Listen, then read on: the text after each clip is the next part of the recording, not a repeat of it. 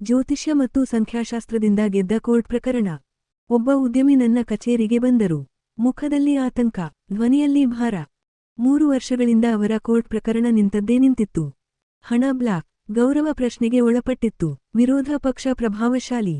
ಅವರು ಕೇಳಿದರು, ಮ್ಯಾಡಮ್, ನಾನು ಈ ಕೇಸ್ ಗೆಲ್ಲುವೇನಾ, ಇಲ್ಲವೇ ಸೆಟಲ್ ಮಾಡಿಕೊಳ್ಳಲೇ? ನಾನು ಅವರ ಜಾತಕ ಪರಿಶೀಲಿಸಿದೆ. ಲಗ್ನ ಬಲವಾಗಿತ್ತು, ಆದರೆ 6ನೇ ಮನೆ ವಿವಾದ ಕೇಸ್ ತಾತ್ಕಾಲಿಕ ದೋಷದಲ್ಲಿ ಇತ್ತು. ಆದರೆ ಗುರುಗ್ರಹ ಸಂಚಾರ ನ್ಯಾಯವನ್ನು ಅವರ ಪರಕ್ಕೆ ತರುವ ಸೂಚನೆ ನೀಡುತ್ತಿತ್ತು. ನಂತರ ಸಂಖ್ಯಾಶಾಸ್ತ್ರ ಪರಿಶೀಲಿಸಿದೆ.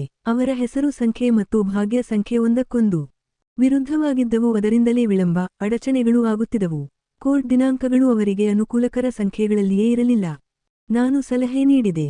ಸಹಿಯಲ್ಲಿ ಸ್ವಲ್ಪ ಬದಲಾವಣೆ, ಮುಖ್ಯ ದಾಖಲೆಗಳನ್ನು ಶುಭ ದಿನಾಂಕಗಳಲ್ಲಿ ಸಲ್ಲಿಸುವುದು, ವಿಚಾರಣೆಯ ದಿನ ನಿರ್ದಿಷ್ಟ ಬಣ್ಣ ಧರಿಸುವುದು, 41 ದಿನ ರಕ್ಷಣಾ ಮಂತ್ರ ಜಪ. ಅವರು ಸಂಪೂರ್ಣ ನಂಬಿಕೆಯಿಂದ ಅನುಸರಿಸಿದರು. 4 ತಿಂಗಳೊಳಗೆ ವಿರೋಧ ಪಕ್ಷದ ಮುಖ್ಯ ಸಾಕ್ಷ್ಯ ದುರ್ಬಲವಾಯಿತು. ನ್ಯಾಯಾಧೀಶರ ಬದಲಾವಣೆ ಆಯಿತು. ಅವರ ಪರವಾಗಿ ಸೆಟಲ್ಮೆಂಟ್ ಆಫರ್ ಬಂತು. ಕೊನೆಯ ವಿಚಾರಣೆ, ತೀರ್ಪು ಪ್ರಕಟವಾಯಿತು.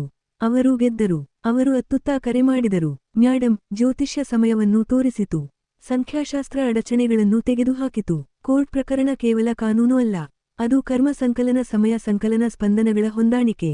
ಗ್ರಹಗಳು ಸಹಕರಿಸಿದಾಗ ಮತ್ತು ಸಂಖ್ಯೆಗಳು ಸರಿಯಾದಾಗ ನ್ಯಾಯ ತನ್ನ